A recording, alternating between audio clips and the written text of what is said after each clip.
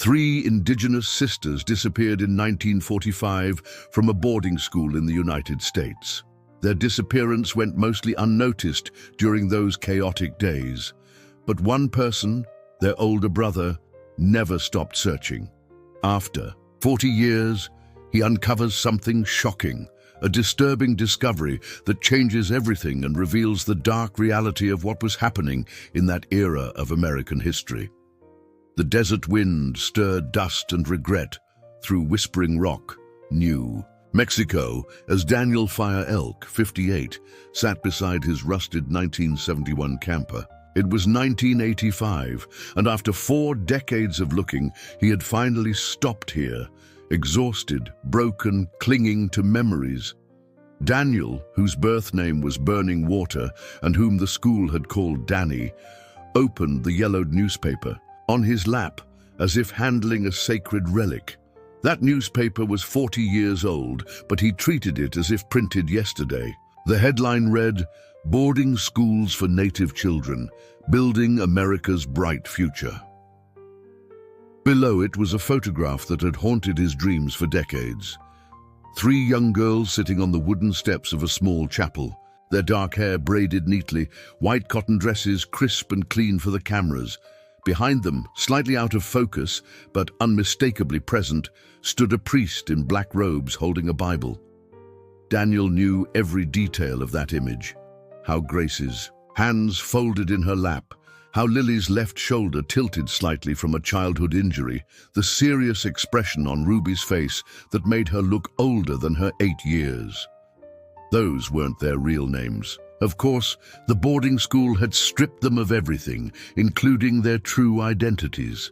Grace had been called Clearwater because the elders said she was born when floodwaters swept through their grandmother's home. Lily was mourning. Star, she was precious, they said, and Ruby was sweet corn, joy. They had been his baby sisters, ripped from their home in Cottonwood Bluffs when the Bureau of Indian Affairs arrived with papers, promises, and lies. Daniel took a long sip of his beer, letting the bitter liquid wash down even more bitter memories. He'd been 14 when they came for the 4 children, using their father's arrest as justification. Their father had fought as officials tried to take their ancestral lands, and their mother died giving birth to sweet corn, leaving the children vulnerable to the federal assimilation policy that spread across Indian country like a plague. They were called wards of the state, as if being made orphans was some kind of blessing. St. Gertrude Indian Boarding School became their prison for years. Boys and girls were kept strictly separated, which meant Daniel rarely saw his sisters except for mandatory morning mass and evening devotions. Even then, speaking their own language was forbidden, punishable by days locked in the basement, or worse, beatings that left marks hidden under their uniforms.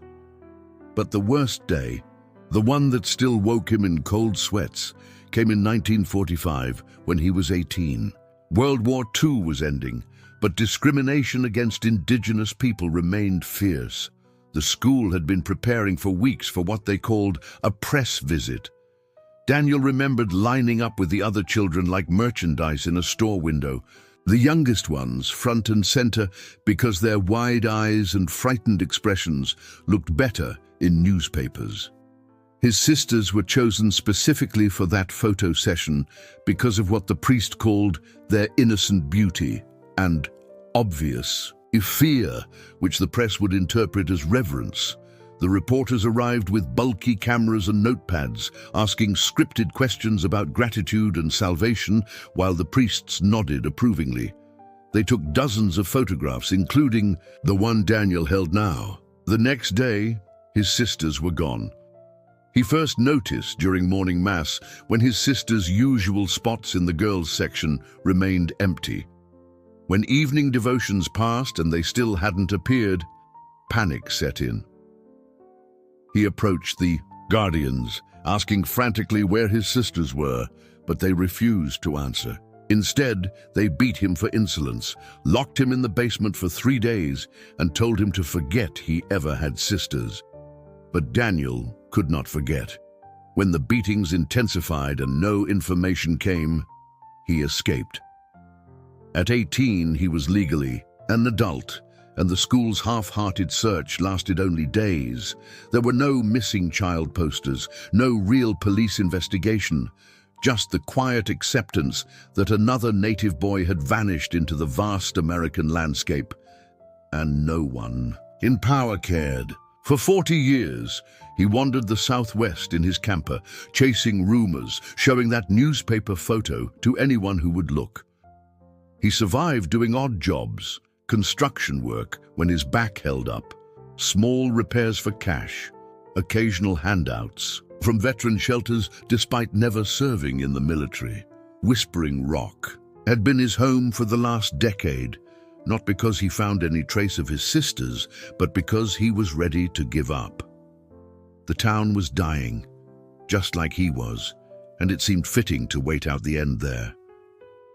The beer bottle rattled hollowly. When the last drops slid down his throat, Daniel cursed under his breath, folding the newspaper carefully and placing it on the passenger seat, where it rested like a relic. His hands steadied when he had something to drink, less shaky when memories weren't so sharp at the edges.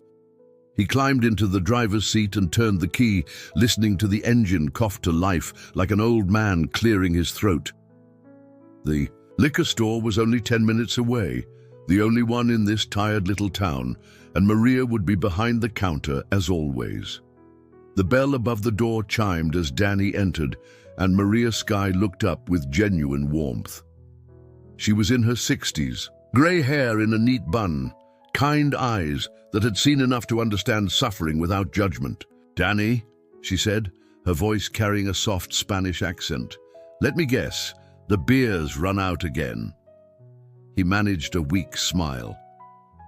Maria was one of the few people in Whispering Rock who treated him like a human being instead of another, drunk to avoid.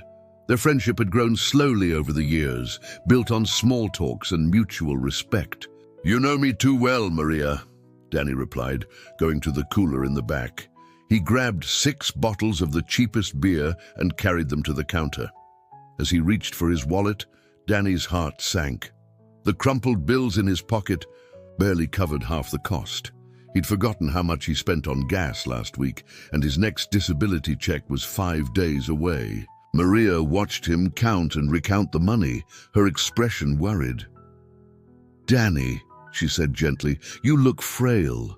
When was the last time you had a proper meal?" Danny shrugged, ashamed of his poverty and of how his life revolved around alcohol. "Money's tight, I'll come back when I get paid." But Maria leaned forward, hands clasped on the counter. "I know what you're going through. I've seen that newspaper you carry, seen the pain in your eyes. Maybe you could come to church with me this Sunday. You look like you need it." Danny's first reaction was to refuse. He learned Catholic teachings at the boarding school, memorized prayers and passages, but religion never brought him comfort. "If anything, Christianity reminds me of what they took," he said quietly. "I've already abandoned my old spiritual beliefs. Now I'm stuck between both worlds. Church isn't a place for someone like me, Maria," he added. "I'm not religious, and I doubt your God wants me there." But Maria's eyes sparkled with determination. "Tell you what, if you come to church with me and stay for the entire service, I'll buy you these 6 bottles of beer. And if, after that, you're not convinced, I'll give you 2 more. Danny gave her a skeptical look. "You're hoping to bribe me with booze to go to church? Isn't that against the rules?" Maria laughed, a sound like silver bells. "Maybe it is, but sometimes God works in mysterious ways, and sometimes people need practical reasons to open their hearts to things they haven't considered." Her offer was tempting, more than tempting. 8 bottles of beer for enduring 1 church service seemed like a fair deal, especially since he had nothing else to do Sunday. And Maria's sincerity was hard to ignore. "All right," Danny said at last. "But let me be clear, I'm doing this for the beer, not for salvation." Maria's smile widened. "That's honest, at least. The service starts in 30 minutes at Holy Martyrs of the Desert Parish. It's not far. Follow the main road toward the mountains and turn left at the tall wooden cross. Can you stay sober for 30 minutes? Danny considered asking for a beer right away to calm his nerves, but something in Maria's expression made him hesitate. Okay, I'll meet you there. Back in his camper, Danny searched through his few belongings for something decent to wear to church. The cleanest shirt he had was stained and worn, but it would have to do. He splashed water on his face from a plastic jug, combed his graying hair with his fingers, and tried to look presentable. As he drove toward Holy Martyrs of the Desert Parish, Danny wondered what he'd gotten himself into. The church was a modest adobe building with a simple wooden cross above the entrance. A few cars sat on the gravel lot, and people in their Sunday best walked toward the doors. Danny parked his battered camper next to a pristine sedan and immediately felt self-conscious at the contrast. But Maria appeared at his side as soon as he got out, her face beaming with a welcoming smile. "Thank you for coming, Danny," she said, linking her arm through his. "I think you might need this." Inside Holy Martyrs of the Desert Parish, afternoon light filtered through plain, stained glass, casting colored shadows on wooden pews worn by decades of worship. The church was modest but well kept, whitewashed earthen walls and a simple wooden altar adorned with fresh desert blooms. Danny and Maria walked to a pew near the back, Danny keenly aware of his threadbare clothes and faint smell of beer, despite his attempts to clean up. He slumped onto the hard wooden seat, arms crossed, waiting for the service to end so he could claim his beer. When the congregation stood for the opening hymn, Danny rose reluctantly, mumbling the words he half remembered from his boarding school. When people sat, he sat. When they knelt, he stayed standing, drawing a few disapproving glances that he ignored. The priest walking up to the altar was in his 50s, kind eyes, hair turning gray. "That's Father Watson," Maria whispered. "He's served here for 15 years. "Good man," Danny nodded absently. Then something grabbed his attention. On the other side of the church, just below the altar, stood a group of nuns who looked different from what he expected. He pointed them out to Maria, and she followed his gaze. "Usually the nuns here wear white habits," she murmured, "but those are all in black, and the habits are longer. It seems like something special is happening today." The nuns wore floor-length black robes, their faces partially hidden by their veils. There was something austere about them, a severity that reminded Danny uncomfortably of the boarding school. But he also felt something else. Most of them looked indigenous, their features familiar in a way that tightened his chest with unexpected emotion. Just so Father Watson's sermon washed over Danny like background noise. He caught fragments about faith, perseverance, and God's plan revealing itself in unexpected ways. But his mind drifted back to those silent nuns at the altar. Their stillness seemed unnatural, as if they were statues rather than living people. When the service was nearly over, Father Watson made an announcement that brought Danny back. "Before we leave, I want to let everyone know about a special opportunity. The Sisters of St. Diane are visiting our church as part of their annual tour of Catholic churches across New Mexico. They're here to offer healing prayers, and anyone who needs prayer is welcome to receive it." Maria nudged Danny's arm. "You should go see the sisters," she said lightly. "It might do you good." Danny shook his head. "Let's go back. I kept my promise for the beer. Then let's head back to the store," Maria agreed. But as they moved toward the exit, Father Watson approached them. He saw Maria and smiled warmly. "Maria, always a pleasure to see you. And whom have you brought along today?" Maria introduced Danny, and the priest reached out with genuine warmth. "It's wonderful to have you here, Daniel. I haven't seen you at our services before." Danny found himself speaking, despite wanting to stay aloof. "It's been a while since I attended anything. I went when I was at a boarding school, but I forgot most prayers. What you said today gave me something to consider." "Something?" About Danny's manner encouraged Father Watson to continue talking. Maybe it was the pain in his eyes or the way his hands trembled slightly. But the priest seemed to sense a soul longing for healing. As they talked, Danny found himself opening up in ways he never expected. He confessed his struggle with alcohol, his battle with pain that never really left, though he carefully avoided telling anyone about his missing sisters. That wound was too deep, too personal to share with a stranger, no matter how kind. When Danny finished, Father Watson spoke quietly about the visiting nuns. "The Sisters of St. Diane lead very austere lives," he explained. "They dedicate themselves solely to prayer and Catholic teaching. They've taken vows of silence and celibacy, and they don't interact with the public except during this annual event." He gestured toward those black-robed figures. "You don't even need to talk to them. Just write your prayer request on a form, light a candle, and place it in the box where they stand. They'll pray over your request back at their monastery. In a few weeks, they'll write replies to return to you, sharing what they feel God prompts them to say." Danny felt intrigued despite himself. So these nuns write exactly what they believe God tells them for each person's prayer. "That's correct," Father Watson confirmed. Maria urged him on again, and Danny's curiosity piqued. He had never heard of anything like this before. Maybe he could ask God about his sisters, about where they might be. It seemed worth trying, especially since it required no real commitment.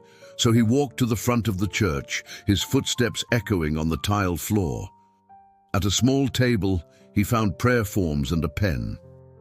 His handwriting was shaky as he wrote his name and petition, words coming from a place of desperation he seldom acknowledged. Guided by one of the silent sisters, he lit a candle, the flame dancing in the still church air. He made the sign of the cross awkwardly, a gesture feeling foreign after so many years away from formal religion, then approached the box where the 5 nuns stood solemnly. Up close, he saw that most indeed had indigenous features, and that sight filled him with conflicted emotions. It reminded him too vividly of the boarding school, of how indigenous children were forced to erase their own culture. But there was also something else. A familiarity he couldn't quite explain. The prayer box was nearly full, and Danny had to press his folded form down to fit it inside. As he did, he looked up at the nun closest to the box and felt compelled to speak. "If you're right about this," he said quietly, "if your God is stronger than our ancestral spirits, then he should be able to tell me where my 3 missing sisters are. If he does, I will be a devoted Catholic for the rest of my life." Danny managed a small smile, hoping to connect with these women who shared his heritage, but none of the nuns returned it. Yet he noticed their expressions shift subtly when he mentioned his missing sisters, something in their eyes, as if they felt empathy he couldn't interpret. Turning to go back to Maria and Father Watson, Danny glanced over his shoulder one last time. The nun who caught his eye lifted the heavy prayer box to carry it into a side room. She limped noticeably, favoring her right leg, and nearly stumbled under the weight. When she reached the door and pulled it open, a gust of wind from outside caught her habit, making it flutter against her face. For a moment, Danny saw the left side of her head. His heart nearly stopped. There, partially hidden by her veil, was a thick, raised scar along her left temple. It hit him like a physical blow. Lily had that same scar from the day Lily tried to protect Ruby from a particularly cruel nun who beat her with a wooden ruler. Daniel learned about that incident weeks later when Lily whispered the story to him after morning mass, her voice trembling with remembered pain and fear. He started to call out her name, mouth moving to form it, but the door clicked shut before a sound could escape. The moment passed, leaving him frozen in the aisle, heart pounding with a mix of hope and disbelief. Another sister gestured for him to move on, pointing to the small line forming behind him. Danny mumbled an apology and forced his feet to carry him back to where Maria and Father Watson waited, mind reeling at the impossible possibility that he had just seen one of his long-lost sisters. He walked back to them near the altar, still stunned. "Sorry to keep you waiting," he said, voice unsteady. "I saw one of those nuns limping, and the scar. It reminded me of something from long ago." Father Watson's face turned concerned. "Are you all right? You look pale." Daniel took a shaky breath, realizing it was time to share what he had buried for so long. "Father, I need to tell you something. I had 3 sisters, and they went missing 40 years ago. They were taken from our boarding school, St. Gertrude, Indian boarding school in Cottonwood Bluffs." The priest's eyes widened in sympathy. "Taken? What happened?" "In 1945, Daniel continued, words coming easier now. "They brought in the press, reporters taking pictures of the school to show how assimilation worked. After that day, my sisters just vanished. The school officials refused to answer when I asked. When I pressed them, they beat me and locked me in the cellar." He paused, gathering strength. "Years later, I went back to check on the boarding school. It was abandoned, falling apart, but the pain never left me. We were a Navajo family. First, they separated us from our father when he resisted giving up our land. Then they separated me from my sisters. I've searched ever since, but not a single trace." Father Watson placed a gentle hand on Danny's shoulder. "I can't imagine the anguish you've carried. What guidance do you seek?" "How do I forgive?" Danny asked, voice cracking. "How do I move past all this? The anger, the loss. I drink to forget, but it doesn't help." The priest was silent a moment, choosing his words. "Have you ever heard of Abraham in the Bible?" he finally asked. "He waited decades for God's promise of a son. Abraham learned patience and faith, even when it seemed hopeless. God's timing is not ours, but his answers do come." Father Watson pointed to the front where Danny had placed his prayer request. "I believe you should wait for God's response. Many in my congregation have had answers from the Sisters of St. Diane, and they found them surprisingly meaningful and accurate. Maybe this is how God will speak to you about your sisters." Danny felt a spark of hope, though his mind bristled with questions. "Father, can you tell me more about these nuns, the Sisters of St. Diane, and why most of them are indigenous?" Father Watson's expression changed. "The founder was Father Victor. He passed away many years ago. His son, Father Victor II, continues the ministry. We're not allowed to discuss their location. It's a sacred mission." "But why are they mostly indigenous?" Danny pressed. "And where? Is there monastery? I want to see their work in person." The priest shook his head firmly. "I can't share the monastery's location. The Sisters of St. Diane are very private. They maintain a sanctuary for women dedicated to prayer and penance. They've taken strict vows of silence and modesty. No contact, no visitors, except when they do this annual tour." Danny sensed Father Watson was holding back, but the priest's body language made it clear their conversation was over. Maria stepped forward, breaking the silence. "Well, Danny, I guess I should keep my promise," she said with a gentle smile. They excused themselves from Father Watson and headed back to the parking lot. The afternoon heat shimmered on the gravel as they reached their vehicles.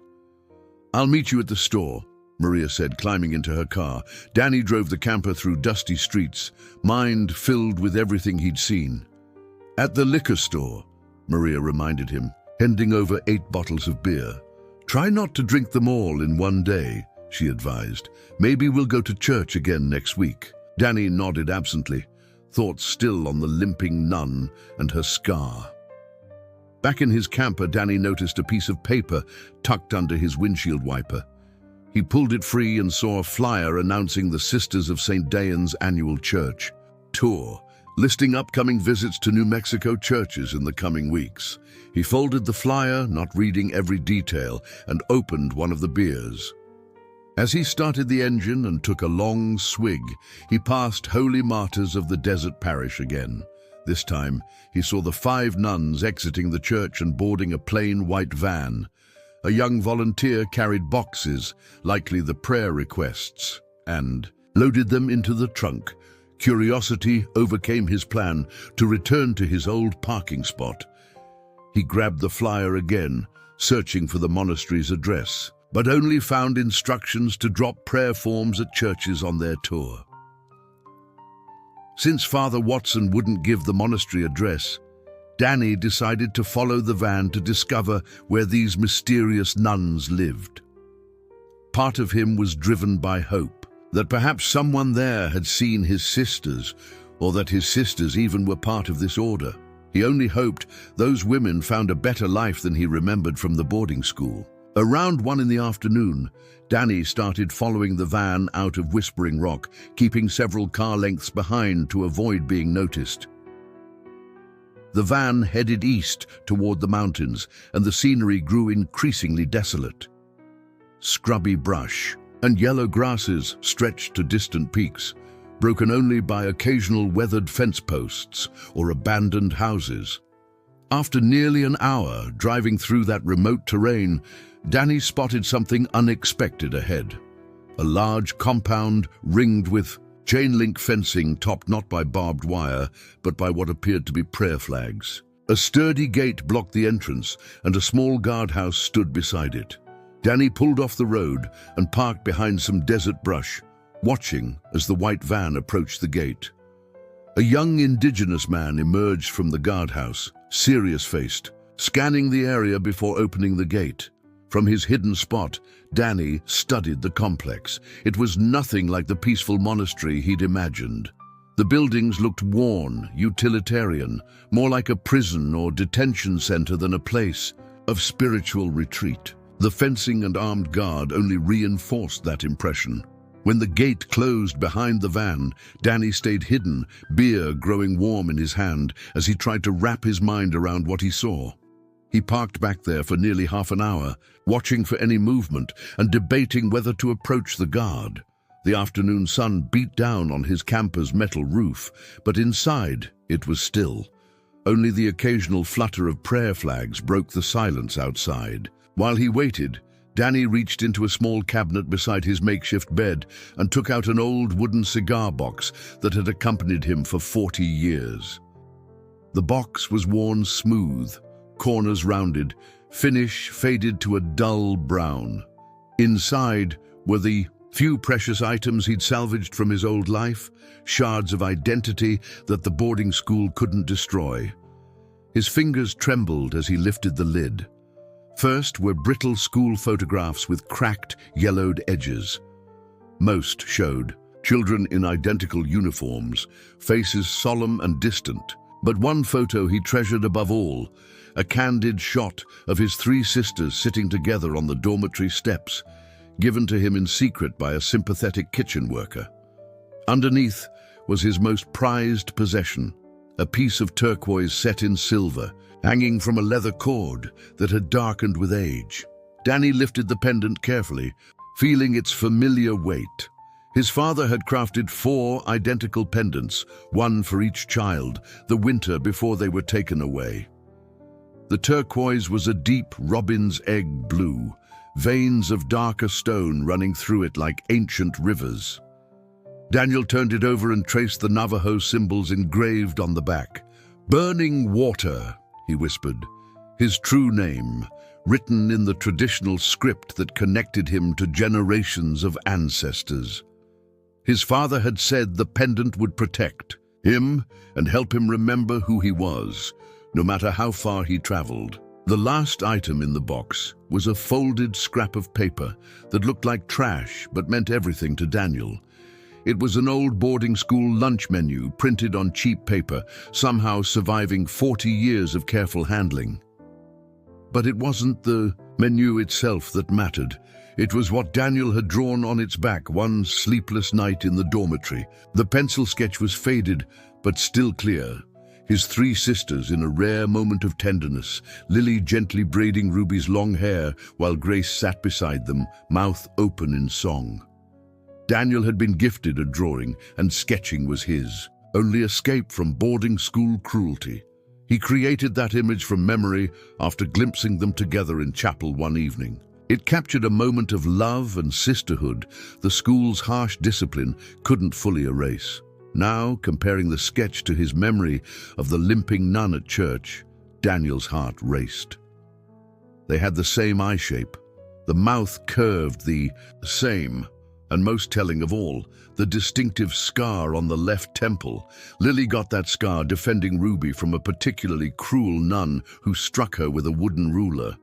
The wound healed badly, leaving a thick, raised mark time couldn't erase.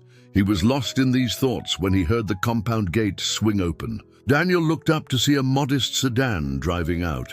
As the gate swung wide, he caught a brief glimpse of the courtyard, two figures in black habits standing near the main building, embracing. Even from a distance, he could see they were crying. One wiped her eyes, while the other stroked her back comfortingly. Before Daniel could make sense of what he saw, a third figure in plain clothes appeared and guided both nuns back inside. The gate clicked closed with a metallic clang, cutting off his view. Daniel frowned, disturbed. Why would nuns in a supposed sanctuary be crying like that? He was certain he wasn't drunk. He'd had only half a beer. He wasn't imagining it. But the sedan vanished around a bend, too far for him to follow. So he slipped his turquoise pendant over his neck, letting it rest on his chest as his father intended, and climbed out of the camper. The walk to the gate took several minutes over rough desert ground. As he approached, the young Navajo guard stepped out from his post, hand resting on what looked like a radio. "You can't be here," the guard said firmly. "This is private property. No trespassing." Daniel raised his hands in peace. "I don't want trouble, brother. I just need to know if this is the monastery for the Sisters of St. Diane. I want to speak with Father Victor II. The guard's eyes narrowed. "Who are you, and why seek Father Victor? His office isn't here, it's in Santa Rosa. Only the nuns live here." Instead of arguing, Daniel held up the turquoise pendant so the guard could see the traditional Navajo symbols. The guard's expression changed as recognition dawned. They stood in silence, two indigenous men in the desert, both understanding the pendant's sacred significance. In their belief, turquoise was protective, a connection to earth and sky that no effort to erase culture couldn't break. "I can't help much," the guard said quietly, "even though you're a brother. If you want answers, talk to Father Victor II directly. His office is in Santa Rosa." He pointed east. "Follow that road about 30 miles, but don't tell anyone I gave you the address. Now go. This isn't a good place for an indigenous man." Daniel started to walk away, but then stopped. "Brother, are the nuns safe here? I saw some at church today. Most were indigenous women like us, and I saw nuns crying at the gate. Are they truly safe, or something else is happening?" The guard's face hardened, but for a moment fear flickered in his eyes. "We all play roles here," he said low. "My role is to stay silent and keep those I care about safe. That's all I can tell you. Now go. I've helped you enough." Daniel thanked him and returned to the camper. The drive to Santa Rosa wound along mountain roads between red rock formations and sparse desert plants. As he climbed higher, the air felt slightly cooler, though the sun still burned overhead. When he reached the outskirts of Santa Rosa, a strange familiarity washed over him. He spotted old road signs with the city's former name, Cielo Seco, and finally recognized why. He'd been there 20 years earlier during his relentless search for his sisters across the Southwest. Back then, he met a researcher collecting plant samples in the mountains. Daniel nearly fell into a deep canyon, and that stranger saved him. It was a bittersweet memory, a reminder of rare human kindness in his long years of searching. But Now he had a mission. He needed to find Father Victor II's office. His camper was low on gas, and he barely had enough money to fill it for the return trip to Whispering Rock. He thought about buying a map at a gas station, but realized he couldn't afford it. Instead, he stopped at shops along the way, asking for directions and showing the address the guard gave him. After nearly an hour, Daniel found the building. It sat on a quiet residential street at town's edge, and his heart skipped when he saw the same sedan that left the compound parked in front. The house wasn't what he expected for a church office. It looked more like a modest, single-story family home. Adobe walls, red tile roof, exactly like any middle-class residence in the area. Daniel parked across the street and studied the sedan. Through the windows he could see it was empty, though the hood suggested it had been driven recently. He touched the turquoise pendant at his throat for courage and approached the front door. The plan was simple. Ask Father Victor II about the indigenous women in his monastery. If this priest had worked with native communities for years, maybe. He heard something about the 3 sisters who vanished decades ago. It was a long shot, but Daniel had learned to chase every lead. He rapped on the wooden door, expecting to wait for someone to answer. Instead, the door gave way under his knocks, swinging open a few inches. The house was unlocked. "Hello," Daniel called, pushing the door wider. "Father Victor, I'm here about the monastery. Can we talk?" No reply came from inside. Daniel hesitated. He was technically trespassing, but the unlocked door and total silence felt wrong. He stepped in, continuing to call out as he entered a modest living room with simple furniture and religious art on the walls. That's when he saw muddy streaks across the floor, long smears of dirt leading from the front door deeper into the house, as if someone had been dragged. "Is anyone here?" he shouted, following those trails of mud down a narrow hallway. Red scratches on the walls, like fingernail marks, accompanied the dirt streaks. The path led him through the house to a back door, partly open to the wilderness beyond the property. Just outside, carved into the natural rock of the mountainside, was a set of stone steps descending into what looked like an underground cellar or cave, something that could easily be used for wine storage, Daniel thought at first. But then he heard sounds that froze his blood, a woman's voice crying and pleading, the snap of what sounded like a whip, and beneath it all, a man reciting Bible verses in a fervent, menacing tone. "The Lord shall punish the wicked and cast down false idols," the voice intoned, "for discipline purifies the soul and conquers the heathen spirits corrupting the faithful." Daniel crawled closer to the cave's entrance, heart pounding. Through that opening, he saw flickering candlelight and shadowy movement, shadows dancing against rough stone walls. The woman's cries grew more desperate, punctuated by the crack of blows. When a figure in religious robe emerged from the cave, climbing the stairs, Daniel knew he'd stumbled into something far more sinister than he ever imagined. This wasn't a holy place of prayer or contemplation. It was a chamber of torture and abuse. Daniel spun around and bolted for the front door, running quickly and quietly through the house to the entrance. His hands shook as he started the camper and sped away, mind racing at what he'd witnessed. He needed help, and needed it now. The police station was easy to find, a small building near the town center with 2 patrol cars parked outside. Daniel pulled in, took a deep breath, and prepared to report what might be the most important information of his life. He burst through the doors of the Santa Rosa police station, heart racing from the cellar horror. The station smelled of stale coffee and cigarette smoke, fluorescent lights humming overhead. 2 officers at metal desks looked up with irritated expressions. "I need to report a crime," Daniel said, voice shaking. "A woman is being tortured in an underground cellar at Father Victor II's house. I heard screams, whipping sounds. Someone has to check it out right now." The older officer, a heavy-set man with graying hair and a sheriff's badge, eyed Daniel with contempt. "Slow down, son. What's your name? And what exactly are you claiming?" Daniel explained everything he'd seen. Muddy streaks, red scratches on walls, horrifying sounds from below. As he spoke, the officer's skepticism grew. "You smell like alcohol," the sheriff interrupted, nose wrinkled. "How much have you been drinking today?" "I had 1 beer hours ago," Daniel protested. "That's not the point. A woman is being hurt right now, and you need to—" "Hold on," the younger officer cut in. "You're talking about Father Victor II, the Catholic priest?" "Yes, I know how it sounds, but I saw it." The sheriff rose abruptly, face flushing.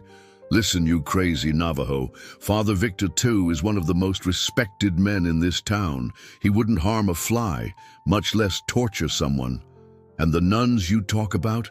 They're all safe at their monastery in the mountains. No one sees them here, let alone in some cellar." Daniel felt desperation rising. "Please send someone to check the house. It'll only take a few minutes." "That's a serious accusation," the sheriff said, tone threatening. "You admit you entered private property without permission. I could detain you for trespassing." "I didn't break in," Daniel insisted. "The door was unlocked, and I heard someone in distress. Don't you have to investigate?" The sheriff walked to a shelf with religious items, a wooden cross, statue of the Virgin Mary, rosary beads, framed photographs. He picked up 2 photos and held them out to Daniel.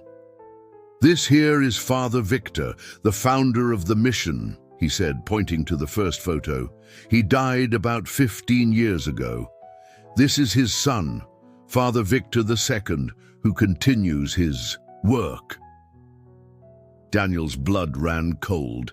The face in the second photo was unmistakable, the same priest who stood behind his sisters in that chapel photo decades ago, only older now, hair grayer and lines deeper around the eyes. "This town has been blessed since Father Victor II convinced everyone to rename Cielo Seco to Santa Rosa," the sheriff continued reverently. "Crime is at an all-time low. He's practically a saint." Daniel realized with growing horror that local law enforcement was blind in their devotion to Father Victor II. Any accusation against him would be dismissed. The sheriff's voice turned cold. "I'm warning you, leave this town and don't come back. If you make another accusation like this, I'll have you arrested for disturbing the peace and filing a false report. Get out before I change my mind." Daniel left the station trembling with adrenaline and frustration. In his camper, he tried to steady himself and think clearly. Local authorities were not just useless, they were complicit. He needed help from someone reliable. He drove to the nearest gas station and found a payphone outside. From his glove compartment, he retrieved a worn address book he'd carried for years and flipped to the number he needed. John Yazzie, the researcher who saved his life 20 years ago in those very mountains. With shaking hands, Daniel dialed. The phone rang 3 times before a familiar voice answered. "Yazzie residence. John, it's Daniel Fire Elk. We met about 20 years ago near Cielo Seco when you were collecting plant samples in the canyon." There was a pause. "Daniel? My God, are you still in the area?" "I'm in Santa Rosa now. They changed the town's name from Cielo Seco." "Daniel, what's happened?" "I need your help. I'm still searching for my sisters, and I think I found something. There's a priest named Father Victor II, and I saw him torturing a woman in a cellar at his house." John's voice turned skeptical. "That's a serious accusation. Are you sure of what you saw?" "I'm certain.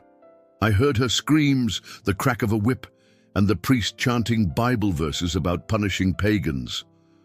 When I reported it to the local police, they dismissed me. They worshipped that priest and told me to leave town or they'd arrest me." "Listen, Daniel," John said, voice leveling. 20 years ago, you told me to call if I ever needed help. You saved my life near that canyon. Now I'm here for you. Where are you right now?" "At the Chevron on the main road through Santa Rosa. I'll be there in 10 minutes. Don't move." True to his word, John arrived quickly in a dusty pickup truck. He was older now, hair gray, face weathered by southwestern sun, but Daniel recognized him at once. John walked over to the payphone where Daniel waited. "Tell me everything," he said, without preamble. Daniel recounted the entire story, from the church service to the limping nun with the scar, following the van to the compound, meeting the guard, and witnessing torture at Father Victor's in-house. As he spoke, John's expression shifted from doubt to concern to alarm. "The local police won't help. They're in the priest's pocket," Daniel concluded. "When I saw his photo at the station, I knew he was the same priest who was at my sister's boarding school the day they disappeared." John nodded gravely. "You're right about the local police. They'll never help two Navajo men accuse a revered Catholic priest. But we have other options. We need the Navajo Nation Police Department. They have jurisdiction when crimes involve tribal members, and they can force local authorities to act. Do you know anyone there?" "My cousin Joe works for the tribal police. He coordinates with local law enforcement. Let me call him." John went into the gas station to use a phone while Daniel waited outside, pacing nervously. The sun dipped toward the western mountains, casting long shadows across the desert. Every passing minute meant more suffering for whoever was locked in that cellar. After 15 minutes, John emerged, expression grim. "Joe's on his way with a team," he said. "He says this involves a religious institution and missing tribal members, needs immediate action. They'll meet us at the priest's house, but he warned us to stay hidden and let them lead." "We're going back to witness this," John trailed off. "If that woman is your sister, I don't know if she is, but she needs help." They piled into John's pickup, leaving Daniel's camper behind to avoid drawing attention.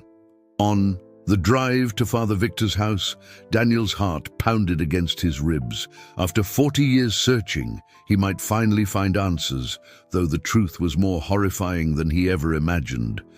They parked behind some desert shrubs about 100 yards from the house, choosing a spot where they could watch without being seen. The same sedan sat in front, and lights glowed through the windows. "There," John whispered, pointing. Two men in white linen garments, like those worn by certain religious orders, carried a limp figure toward the sedan. Even from a distance, Daniel saw the woman wore the black habit of a nun, her head lolled against one man's shoulder, dark stains on her habit and the men's garments. "Blood," Daniel breathed. "Look at her face." The woman's cheeks and nose were streaked with blood, her posture barely upright. The men struggled to hold her, as if they planned to load her into the car. Before they could, sirens wailed through the desert air. The two men froze, glancing frantically as 3 vehicles appeared. 2 marked Navajo Nation Police SUVs and 1 unmarked SUV. "That's Joe," John said, pointing to a tall man stepping out of the lead vehicle. Daniel and John emerged from hiding and approached the scene. John led Daniel to his cousin, a serious-looking man in his 40s wearing a tribal police uniform. The confrontation was tense. Father Victor II walked out of the house, face a mask of outraged piety, facing the tribal officers. He looked exactly like the priest in Daniel's old photo, older now, hair gray, and lines deeper, but unmistakably the same. "This property belongs to the Catholic Church," Father Victor II declared. "You have no jurisdiction here. This woman is part of our religious community, receiving spiritual counseling. Sir, we have reports of assault and possible kidnapping involving tribal members," Joe responded firmly. "We need to speak with her and search the premises." Within minutes, the Santa Rosa police arrived, forced to respond to the tribal officer's presence. The sheriff, who had dismissed Daniel earlier, looked shocked to find himself caught between jurisdictions over his beloved priest. Father Victor II protested, invoking religious sanctuary and insisting the underground room was merely a wine cellar for communion. But when tribal officers helped the injured woman from the car, her condition left no doubt. She was too weak to stand. Blood covered her face and stained her habit. Daniel stepped forward, heart hammering, studying her face. Despite injuries and 40 years gone by, he recognized her instantly.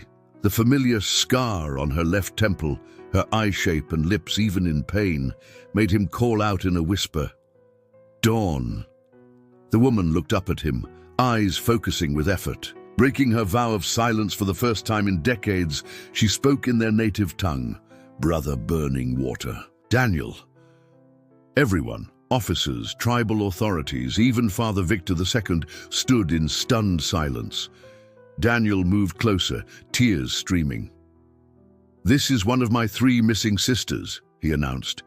"She vanished from St. Gertrude Indian boarding school in 1945. They called for medical help immediately. Police and tribal officers searched the house and cellar, returning 20 minutes later with Father Victor II and his 2 assistants in handcuffs. As officers led him away, the priest spat at Daniel with hatred. "Your false ancestral gods are powerless against true faith," he hissed. "Your pagan beliefs corrupt the hearts I tried to save." An officer shoved him into the back of a patrol car before he could speak more. When medical personnel arrived, they began treating Dawn. With her permission. "I am no longer a nun," she said firmly.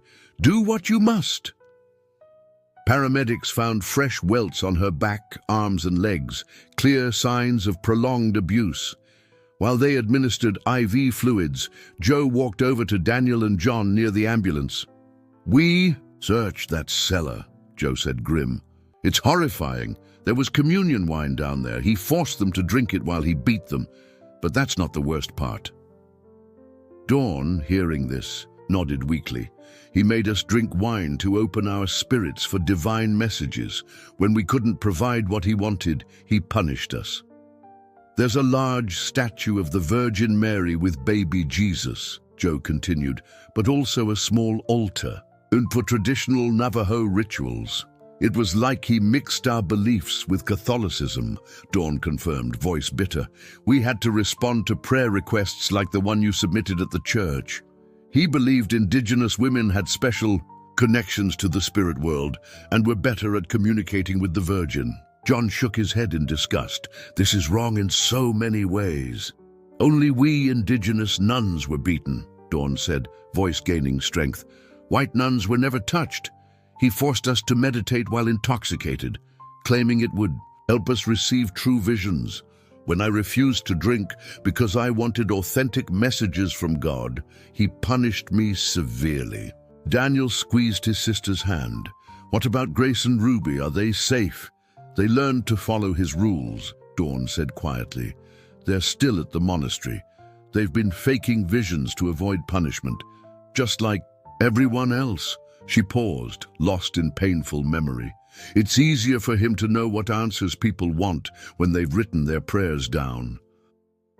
Daniel's heart sank as things fell into place. "I think I saw them at the gate. 2 nuns crying," he said, uncertainty in his voice. "That place didn't look like a monastery when I first saw it." Joe placed a reassuring hand on Daniel's shoulder. "We're coordinating with state authorities to search the monastery in the mountains. We'll bring Grace and Ruby to you at the hospital." As Dawn was loaded into the ambulance, Daniel climbed in beside her. John followed in his pickup as they drove to the regional hospital, sirens wailing across the desert dusk. The waiting room at the regional medical center was sterile. Uncomfortable plastic chairs, antiseptic smell lingering in the air. Daniel sat beside John, both men processing what had just happened. Dawn had been taken straight to the emergency department. The medical team worked quickly to assess her injuries and flush alcohol from her system with IV fluids. "A life, Daniel said softly, staring at his hands. "You helped save my sisters." John nodded, remembering. "That's how it should be. Navajo brothers helping each other when it matters most." They spent the next hour catching up on the decades since they last met. John had continued his botanical research and eventually settled in Albuquerque with his wife and 2 kids. "I never stopped looking," Daniel admitted. 40 years chasing dead ends, following rumors, hoping every indigenous woman I met might know something. I honestly gave up hope, sat in that camper in Whispering Rock waiting to die. A nurse with a clipboard approached them. "Are you the family of the patient from Santa Rosa?" "Yes," Daniel said, standing quickly. "How is she?" "The tribal police are on their way to take statements, but we've cleared the alcohol from her system with IV fluids. She's conscious and alert. We're treating her wounds. She has multiple whip injuries that will need stitches. She'll need time to heal, both physically and emotionally, but she's stable." Before Daniel could speak again, there was a stir at the hospital entrance. John, the tribal officer, entered with 2 women in black habits. Even across the lobby, Daniel recognized them at once. Older now, faces marked by years of hardship, but unmistakably his sisters. Grace was the first to see him. She stopped, hand to her mouth, tears streaming. Ruby, the youngest, looked confused. For a moment, then recognition brought tears to her eyes. All 3 siblings moved toward each other and reunited at the center of the waiting room. "Clearwater," Daniel whispered, using Grace's birth name as he hugged her. "Dancing light," he said to Ruby, holding her close. "Burning water," Grace responded through tears, using his Navajo name.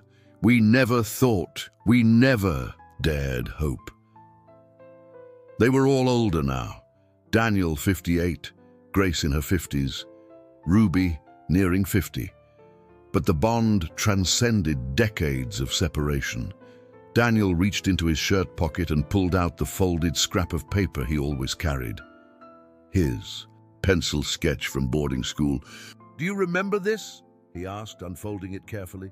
The sketch showed Dawn braiding Ruby's hair while Grace sat singing, and all 3 sisters gasped at seeing it.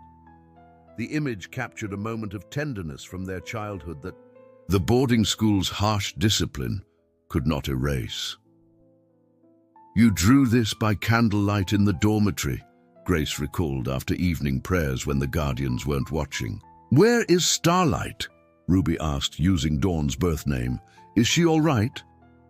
"She's being treated," Daniel assured them. "She'll be fine."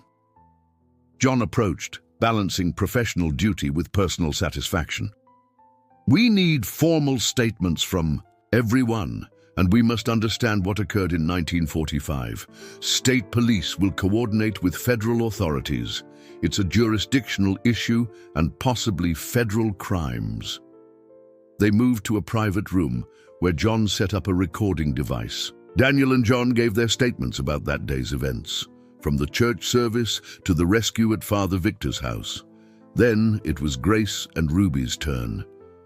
"What happened that day in 1945? John asked softly.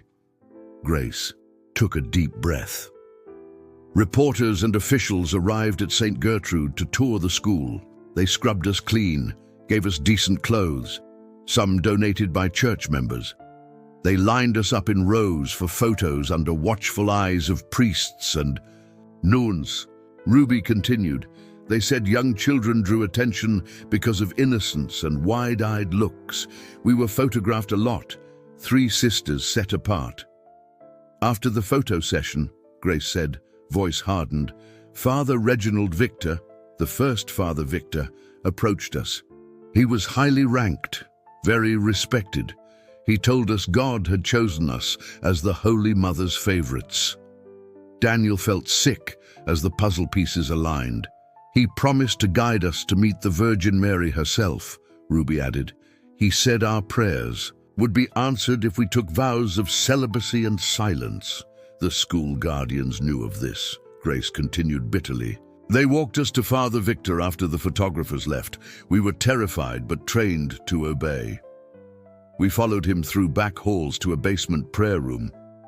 John's face grew solemn. "What happened next?"